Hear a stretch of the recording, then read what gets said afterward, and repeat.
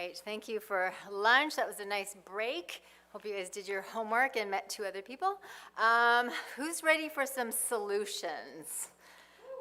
Right? Right? Yeah, exactly. Yeah, we'll do that at the end for sure. So please be writing down your questions. I love Q&A. I love to hear what you're struggling with.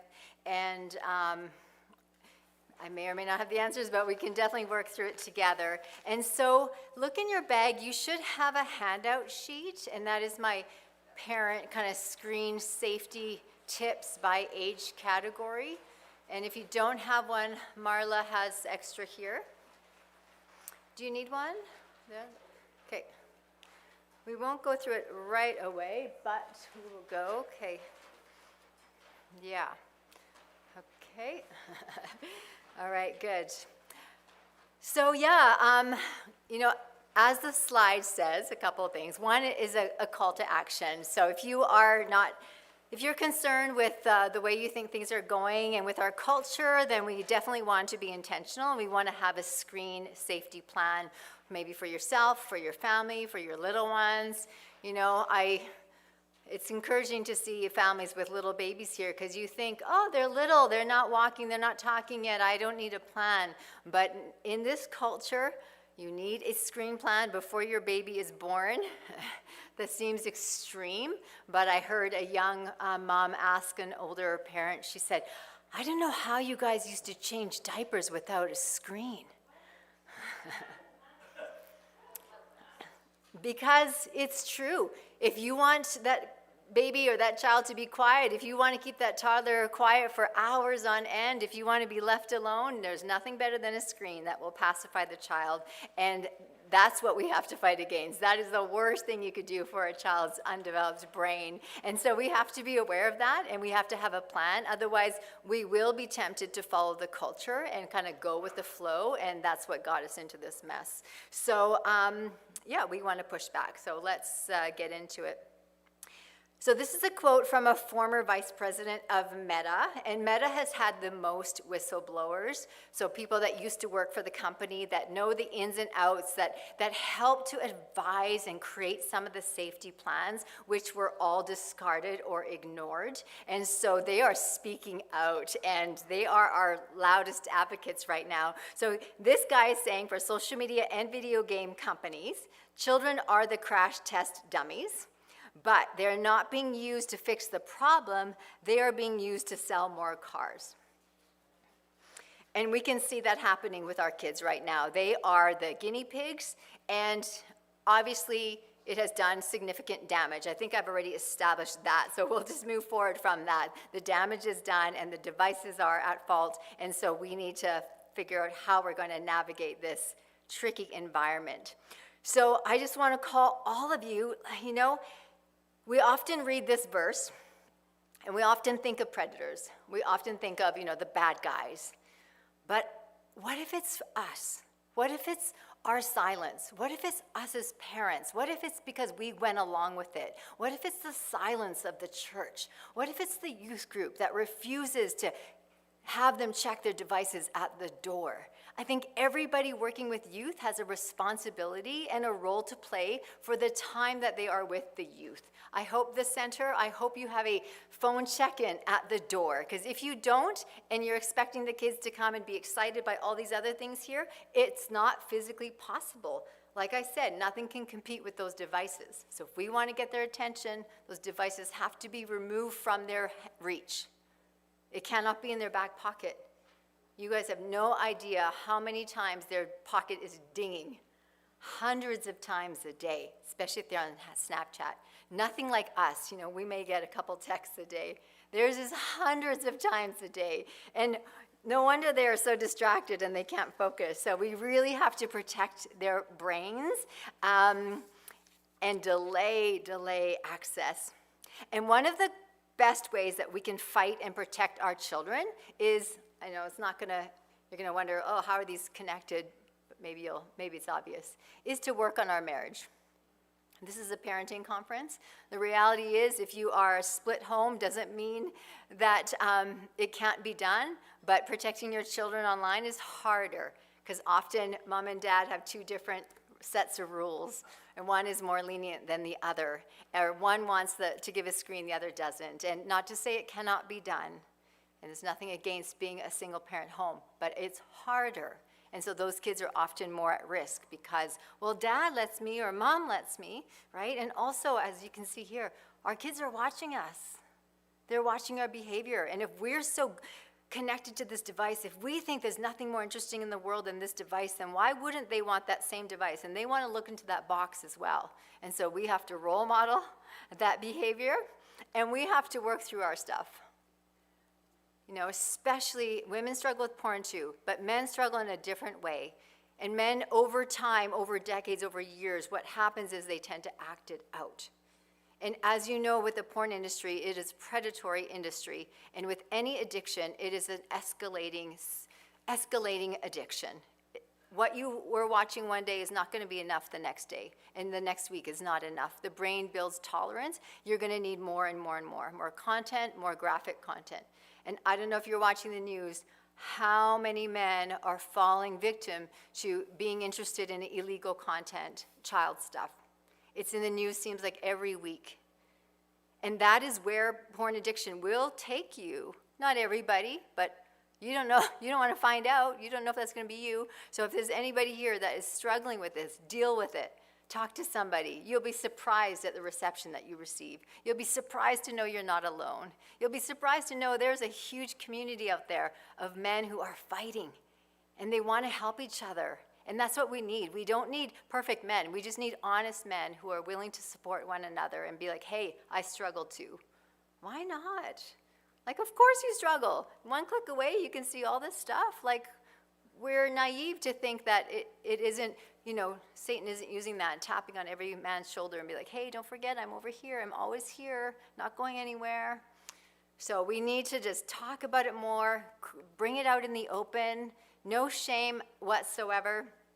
That's what Smith found out. When he was discovered and when the police came to his door, his mom said, Smith, I will fight for you, but you have to start fighting for yourself. And he decided to do that. He got brutally honest, got rid of his phone, joined an accountability group, and he got to the root of what was driving him to pornography.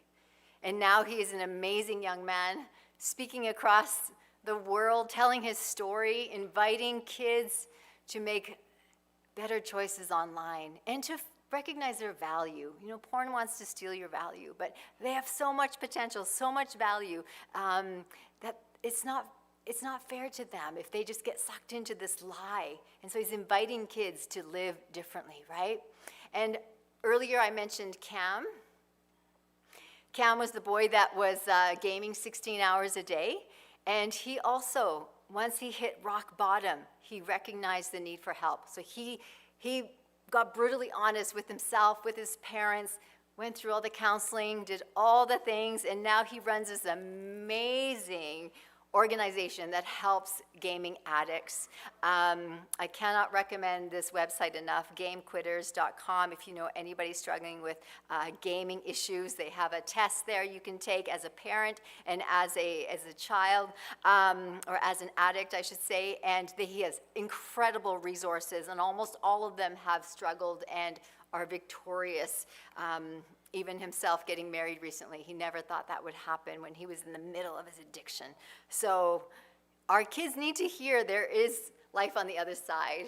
You can defeat these things with help, with community, and life can get better, and it will get better, but it does take a lot of work.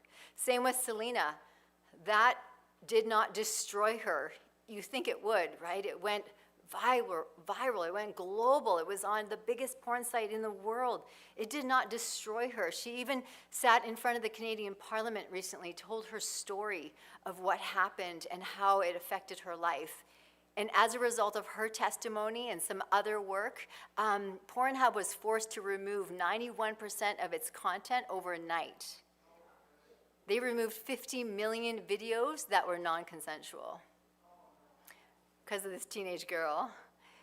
So we have to teach our girls to fight, you know? Yeah, you're gonna make mistakes. Our kids are gonna make mistakes. It does not define you. You can overcome it, and we're gonna fight with you. We will do it with you. Okay. Just waiting for it to move. Come on, there we go. All right.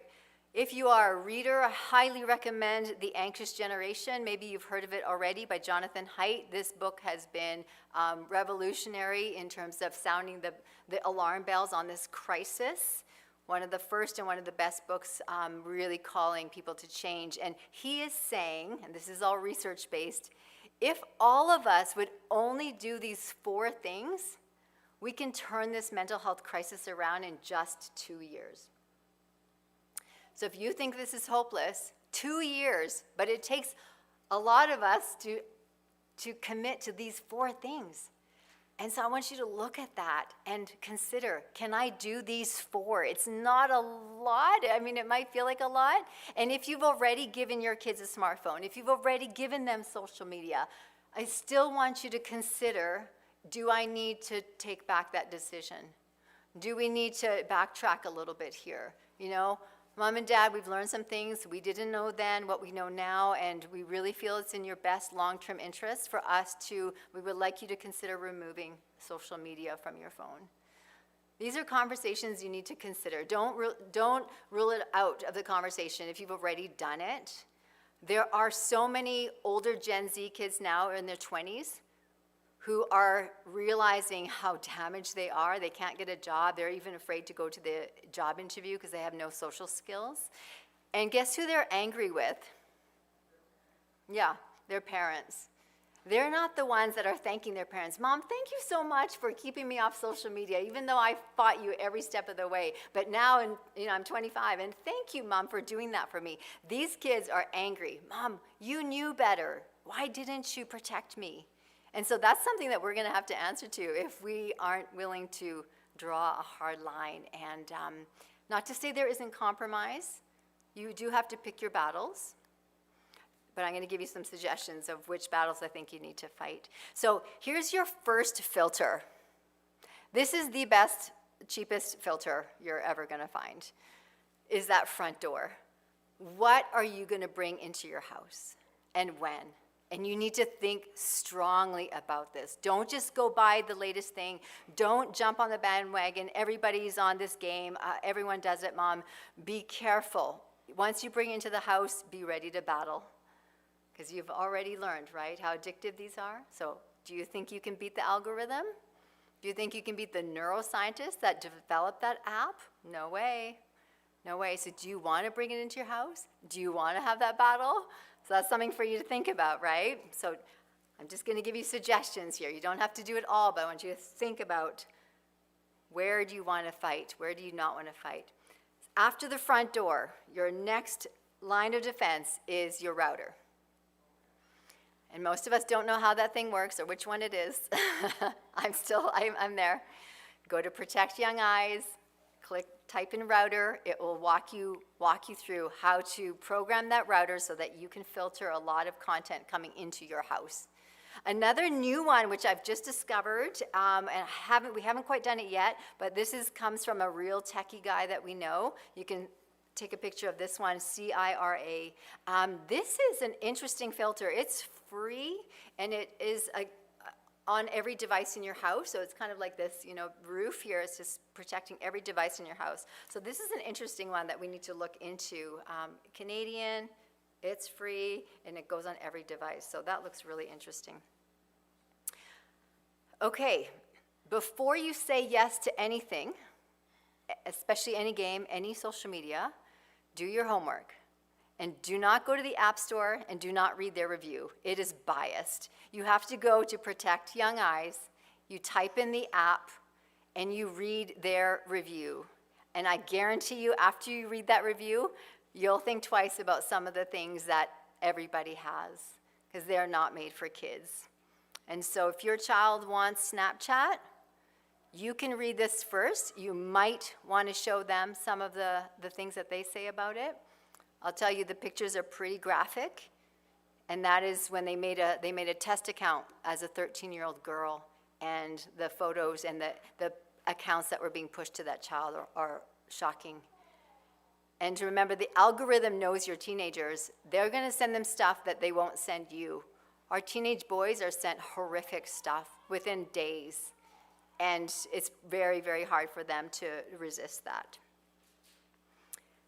and be influenced by it. Okay, here we go, age by age. So 0 to 5. This is all based on research and what the experts are saying. So number 1 is attunement, baby's age right there. You can see the child is just observing everything. They're just looking. They're looking for a connection. And one of the things they need the most, or the only thing they need the most, is that eye-to-eye contact, right? Is mom looking at me? Is dad looking at me? They're watching you. And they've done studies now, all these older kids that aren't able to connect and look eye to eye. And they say it's because when mom's nursing, she's not looking at them, she's over here. And the damage that that's doing and communicating to that child is long lasting. And so it starts right there, right? So I'm so glad you're here with your baby. It starts right there. Under 2, they're saying no screens, especially the tapping kind, which is programming our babies to just even, they're learning tap, tap, tap, and you're going to get these colors and these sounds. 3 to 5 years old, maximum a half hour a day, and long form is better than short form. So that means don't throw away your DVD player. Keep your DVD player. The older videos are not made as addictive, and they're not made so fast. Like even they've studied, like these new programs like CoComelon, they study the impact of their show on a toddler's brain, and they know exactly when the toddler might lose interest and look away, and that's when they trigger the next dopamine hit, the next flash, or the next color. So even those children's programs are made addictive, which is setting them up for more addiction, right? And so you have to be very aware of today's programming. Longer form is better than short form. It won't rewire the brain so much, okay? And those things they're teaching body parts, using the correct names, teaching them at a young age what's private, what's special, and a lot of vitamin N, which is the word no. Start young, you will fight less later. Start young. And you slowly can add to that. If you give them too much and you try to take away, it's so much harder. I remember for the longest time, our schedule for my son was, it was half an hour a day, only on Friday and Saturday. It was half-hour day of screen. And this is when he's older, maybe 10 or so. And it was not Sunday. Sunday we'd go to church, just those 2 days. And obviously I was very careful with what that show was and always within my earshot and stuff. And then I remember maybe about 12 or 13, son, I think we're ready to give you a little more screen time. You're turning it off nicely at half hour. You're showing that your brain is maturing, and I think we're going to up your screen time. He said, oh, it's very exciting. I said, we're going to go from half hour to 45 minutes.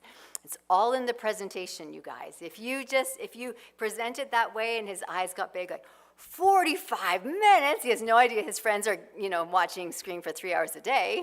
And so start low, don't raise the bar, and then gradually, as they show responsibility and capability, you can slowly add to it. 5 to 10 years old, so with screens, they do not need any access to social media or smartphones. They need real play, real friends, real people, face-to-face. They need scrapes on their knees. They need bumps and bruises. They need to be outside. They need to explore, use their hands, use their full bodies. The screens are taking them away. They're dumbing them down. They are making them fearful of the real world and only comfortable in this little box. And we want to give them every chance at embracing life and getting the most out of childhood, right? I know there's a time for screens. Sometimes I get it. If you're a single parent especially, you just need a half hour to make supper. I get that. Again, in the same room as you're watching what's on the screen, no headsets, and you're listening.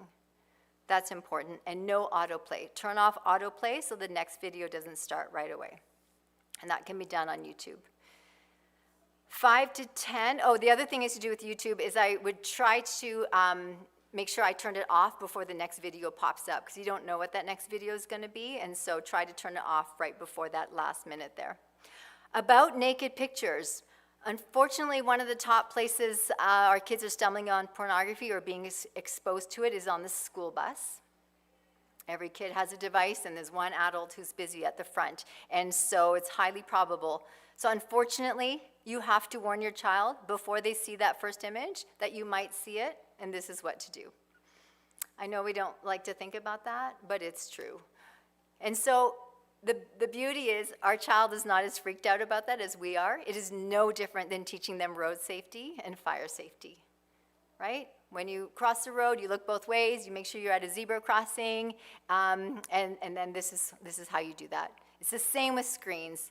They don't know what you know. They're not fearful. You just present it to them. You know what? Sometimes you might see a naked body on the screen, and like, I know that feels really gross, and like we don't want to see that, and nobody should see that of anybody else. And so if you stumble upon that, you have to close your eyes and you have to run and look away as fast as you can and go tell a safe adult. And we want to prepare them for that moment. And then they'll do it, and they won't think much of it. And they'll come and tell you, and you'll comfort them, and you'll say, I'm so sorry you saw that. That's so weird that that's on there. I'm really sorry that that's there, honey, but you did the right thing.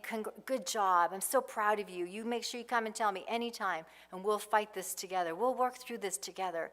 You did nothing wrong. Those are things that they need to hear, right? Never in trouble, never a bad question, never a bad time. Okay? Tweens and screens. So tweens, this is a tricky age group, right? They're starting to push a little bit more. Their friends are getting all the devices, all the apps, and it is hard. They're going to feel left out, unfortunately. Until we change the culture, those early birds, they're going to feel left out.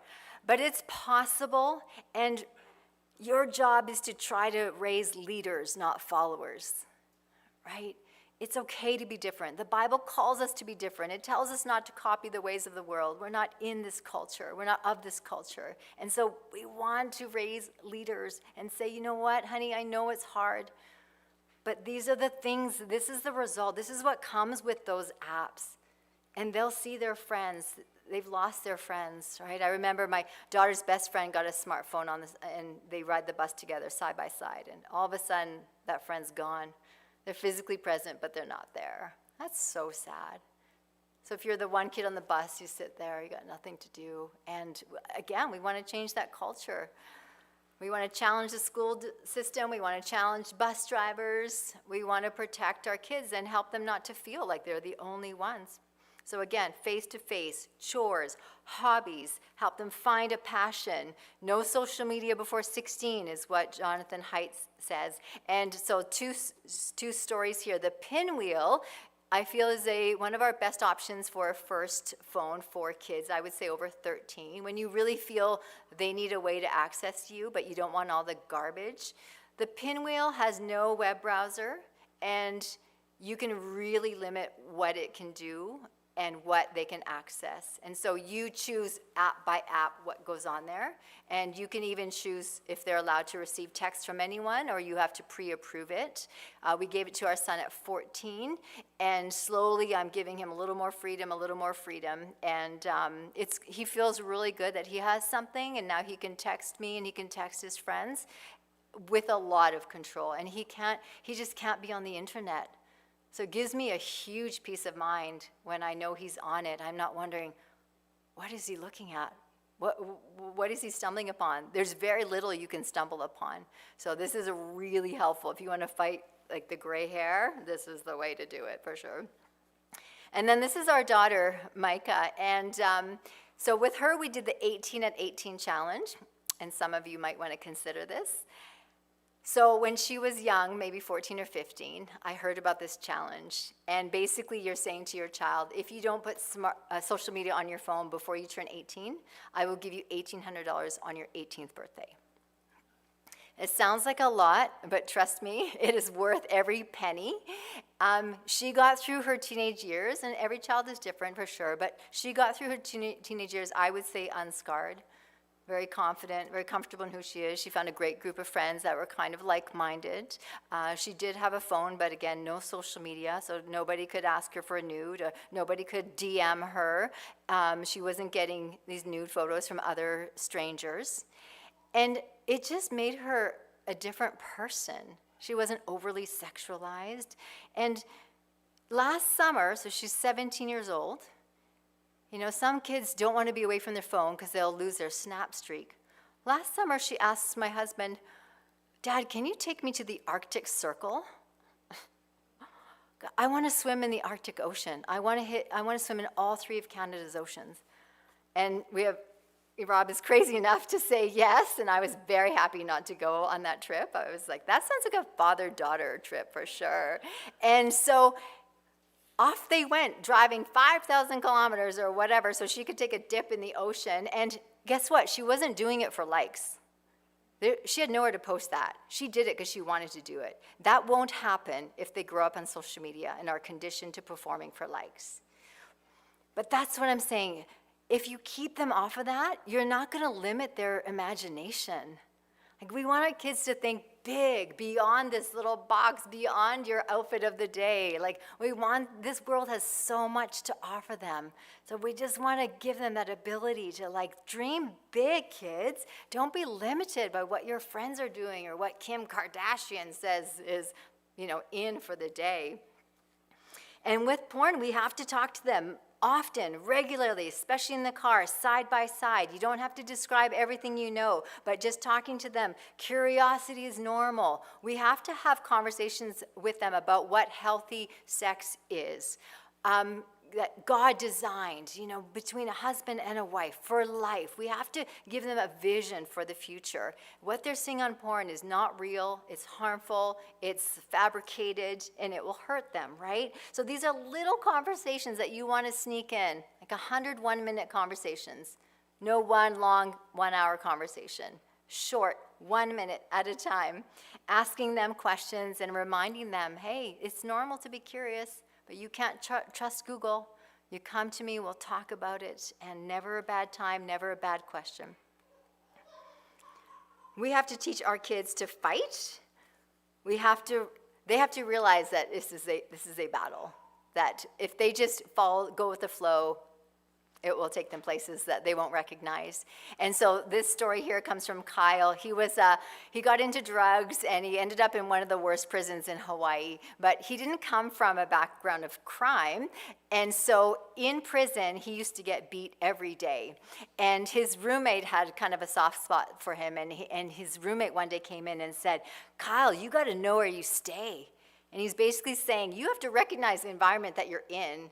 And if you don't fight back, you will be killed here because of you're doing nothing. You're just withdrawing to yourself. And so he realized he had to fight. And that's what I want to recognize with our kids, especially our boys. You got to fight. You got to choose your battles, and you got to push back. Otherwise, this culture will walk all over you, as we have already heard. Unhealthy choices online are always a poor attempt to meet healthy, fundamental human needs. Porn is not the problem. It is a symptom of a deeper need, and it's often for validation and connection or escape. And we have to help our boys to dig deep. Girls too, for sure. Dig deep. What is it that's not being met? What was it that pushed Smith to go back again and again and again? It was that unmet need. He didn't feel seen. He didn't feel valued. And we got to help our kids to deal with that issue.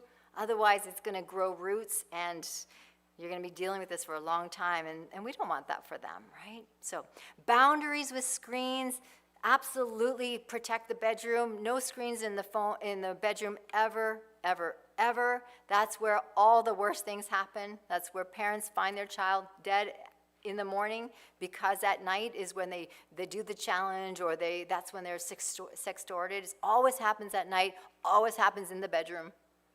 And so there's just a hard rule, no screens in the room ever. That has to be a house rule. You can do it outside, no problem. But with internet, there's no secrecy. We can't give our kids that. And they'll say, oh, Mom, I deserve privacy. No, you don't. No, sorry. My job is to keep you safe. And the internet is not a safe place, so we do it openly, and we do it private. We don't do it privately, and anything that I'm doing on my phone is open as well. You can come and see what I'm doing at any time. It's all open. There's no privacy. We can't afford that. And then screen-free days. Yeah, we have house rules. Set up a holiday. This holiday, we're all going to go screen-free, Mom and Dad as well. And that's harder for moms. We like to record everything. But once you start recording your toddler walking, and then they come over and they look at the screen, already you're conditioning them to perform for that camera. That's dangerous. That's a slippery slope. So we have to really watch how much we're recording, and then what are we doing with that recording? All right, a couple more here, and we'll get into Q&A. So, okay, teens and porn next. Again, your body will respond. You will be aroused when you see a naked body, when you see skin. That is normal. Doesn't make you wrong, dirty, bad. Nothing wrong with you. We have to normalize this stuff, you know. Like I understand that you're curious, but unfortunately, we cannot go here for education. We cannot go here for information. This is not where you need to learn about your body or how to treat another person. You know, this is a lie. This is not true. We have to normalize this conversation, right? We have to break it down. We have to demystify it, and we have to just speak truth. Kids are going to porn for sex ed, and then they have no idea what they're seeing is a result of, you know, years of addiction, years of tolerance building, these companies racing to the bottom to produce the most shocking things so they can keep more viewers. Like, they don't realize all that's going on behind the scenes. And kids are acting out what they're seeing. And we're seeing a violence in child-on-child harmful behavior.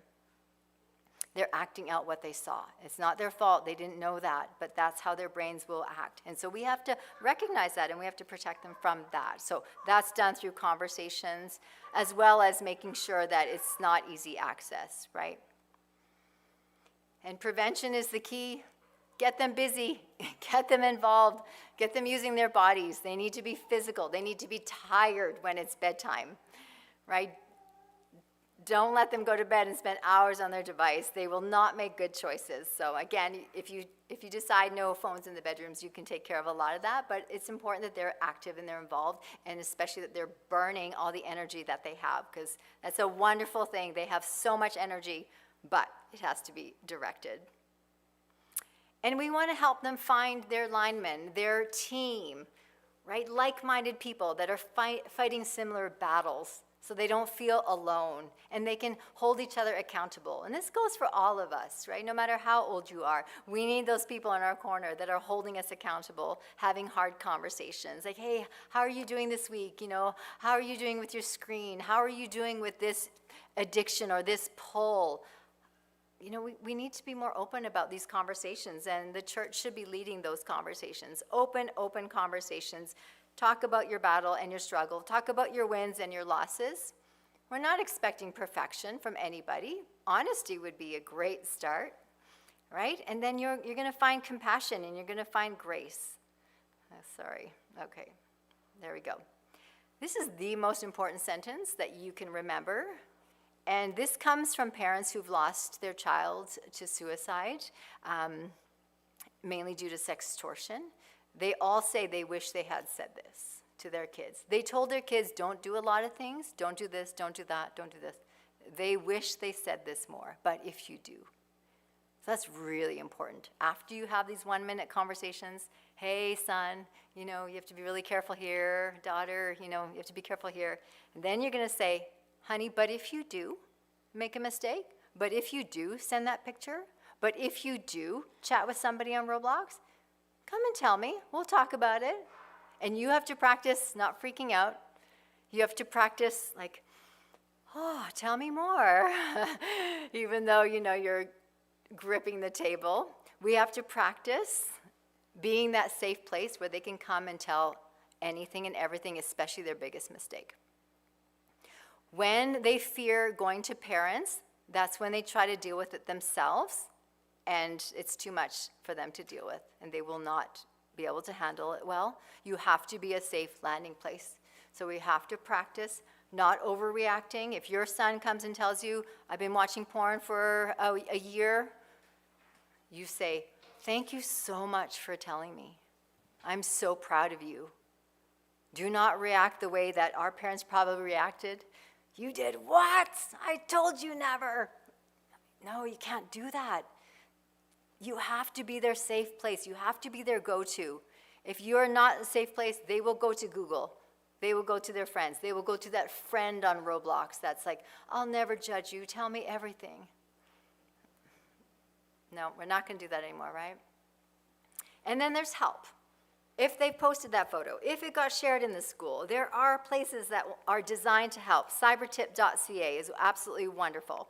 And they're working to get those pictures offline. So again, like, your children should know it's never hopeless. There's always a way out, and you're going to help them fight it. Those of you that are good at emails and you're proactive, we do need help from the government on this issue. Too much is falling on parents, and it is above us, it is beyond us, it's too much. We need laws in place to hold these big tech companies responsible. They need to clean up their mess, really. And so we need the Online Safety Act. We also need the age verification on porn sites in our country. It should not be one click away. We need help. And so write your MP, demand they do more to protect our kids online. And again, the world wants your children. The world needs your children. We have so many big issues.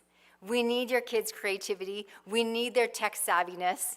Like, this generation, some experts that work with children say, this is the generation that can fix our water problem. This is a generation that can help turn the tide of poverty, which is growing, because they know the tech, right? They're so much more tech savvy than us. They have all the information. They have all the access. So we need mentally healthy, strong, interested kids that have not been crippled by their devices, so that they can come up with some big solutions to these big problems. And we want to get our kids excited about being part of this global solution, whether it's local or global. They have a role to play, and we need them. And so let's help them get excited about being a part of making the world a better place. And that's a great way to fight screen addiction. Right? We're going to go into Q&A. I just have a couple favors. So, this is me, escalate the conversation, and I do need help escalating this conversation. It is hard to get in front of people. It's hard to get access. It's hard to get in front of schools and to get in front of kids, but they need it. And so if you're able to help me escalate, you can write a Google review. You can refer me to your school. We really need schools on board doing a little bit more than they're doing right now. And so refer me. It's too bad it's in Saskatchewan, but I'm just outside of Calgary. If you know people in Calgary, that would be easier for me to access. But please help me escalate this conversation, and let's change this culture, right? So let's go into Q&A. I think I have 10 minutes. Yeah? Okay. Almost 15, yeah. Okay, great. So again, you can share just something that you've been going through, or if you have a question, great. But the mic is there. Who wants to start us off? Remember, there's no shame if you feel like, oh. I'll break the ice. Great. It's just on your last thing you talked about, this generation can use that tech to solve our problems like, water and poverty. But I kind of wonder, because it is technology in our pursuit that's actually poisoning our water supply. Yeah.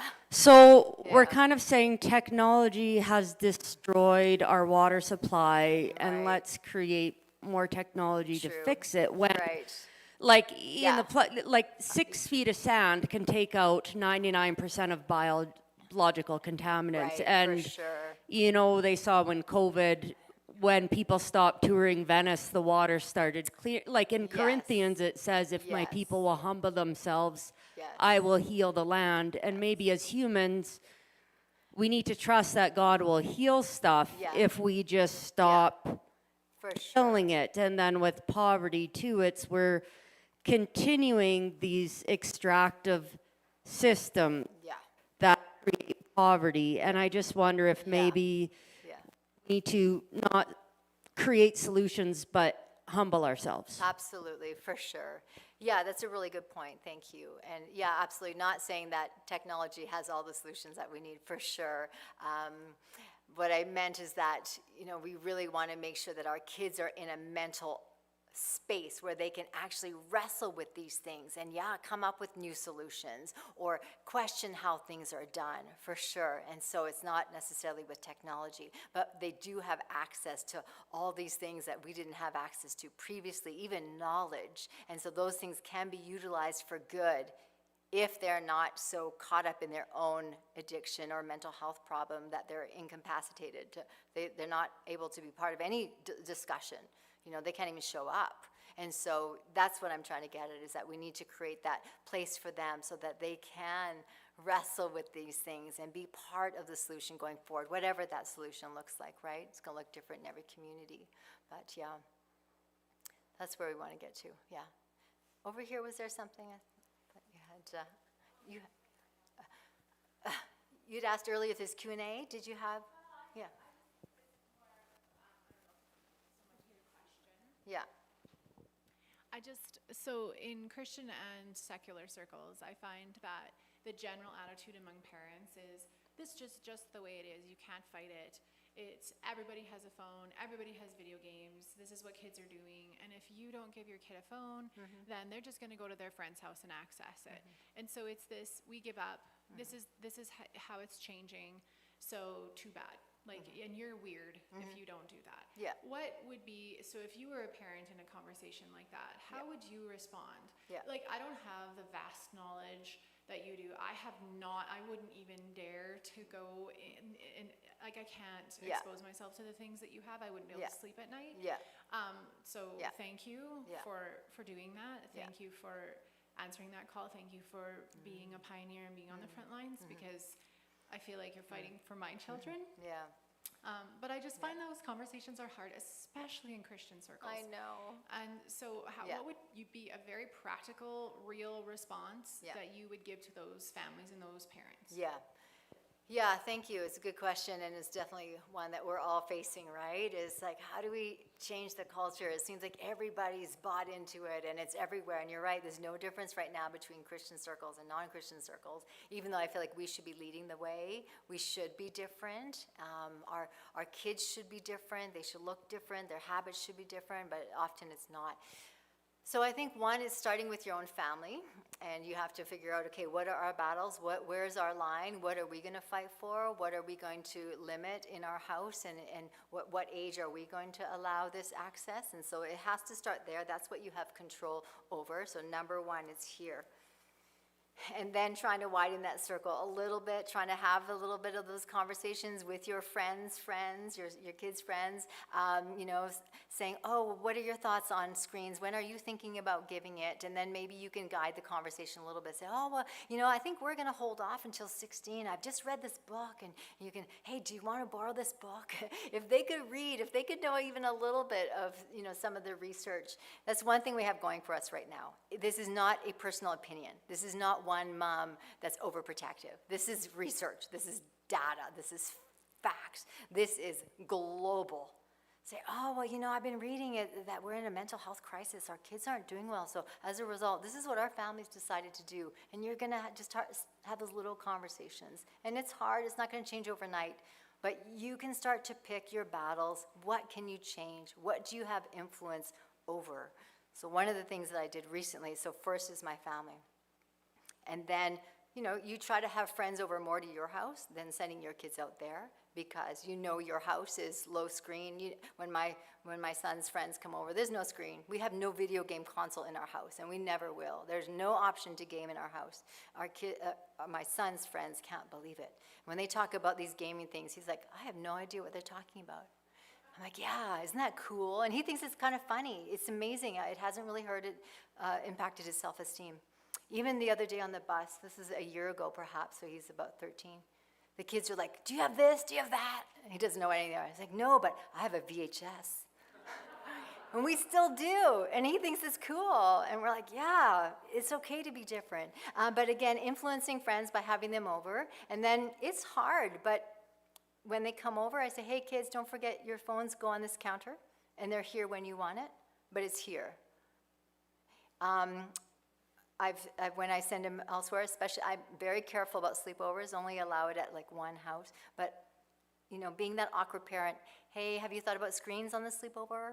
Will everybody have it? Are you going to take it away at night? Sleepovers are the worst. I mean, avoid them if you can. But just wondering what your thoughts are on that. Parents haven't thought through a lot, so you need to ask, you need to push.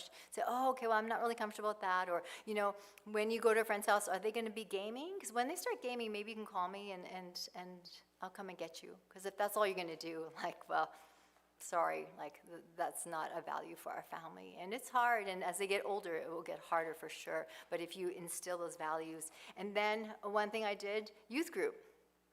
Drove me crazy to go to youth group and see kids on their phone.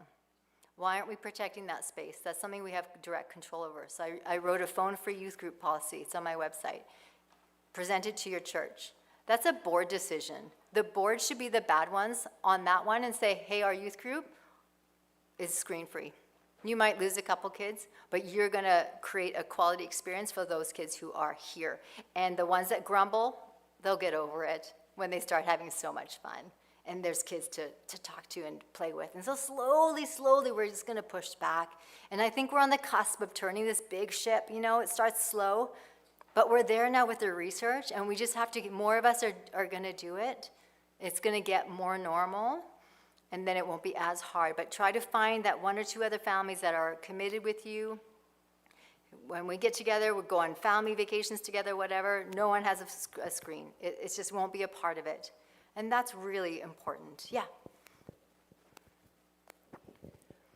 So I'd love to hear some strategies for those parents maybe here today who are like, oh, Pandora's out of the box. Yeah. My kids have had all this access. Yeah. I don't think marching in and being like, give me your phone right now. So Yeah, what's the plan? Yeah, every child is different, and it depends on how they are and where you're at and what you have allowed. So definitely don't do anything out of reaction tonight. Go home and observe your family and make a list. What are your battles?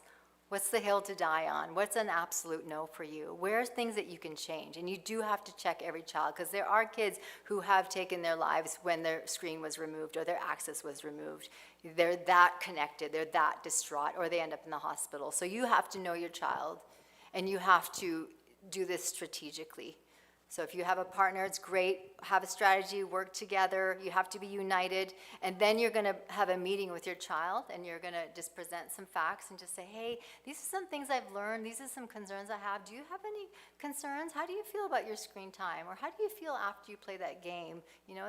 Is there anything you want to change? Try to bring them into that conversation. Do it together. Give them some ownership. But at the same time, you can have some hard lines and say, nah, not really comfortable with that.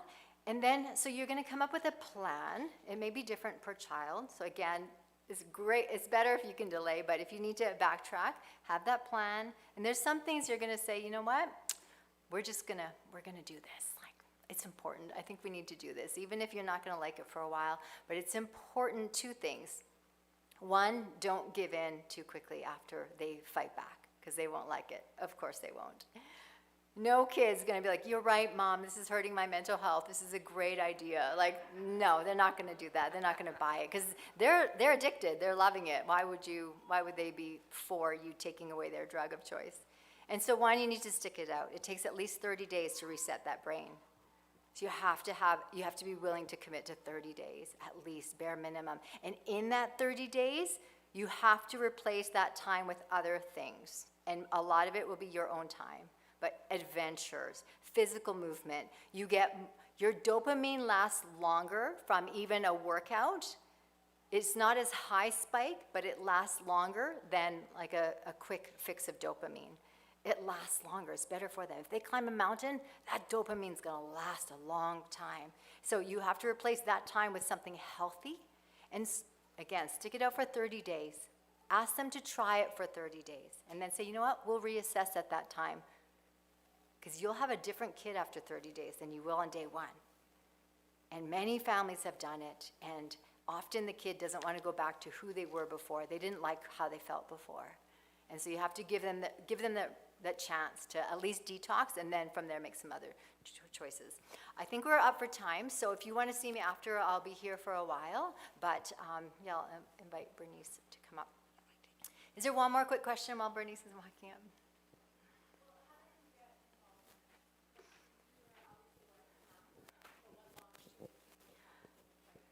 Yeah, for me, it was just seeing it. I was traveling in Asia, backpacking, and the sex trade is very open there. You see it everywhere, and I stumbled upon it, and I was horrified and appalled that this exists in the 21st century. I thought that was long, in the past. And so just getting involved and knowing it was wrong, I wanted to be part of the solution. And then even now, like, I'm just overwhelmed with the problem of it, and our kids deserve better, and they need advocates. And so, that's who I am. I'm a fighter that way, and I will fight for these kids who need someone to speak for them. And so God's just called me to this, and thank goodness I am a mama bear, and so I will fight this. Right now I'm fighting the school because the kids are playing 5 nights at Epstein Island at school, on school-issued devices on school time. You ask your kids, I bet you they know, or they've seen other kids playing it.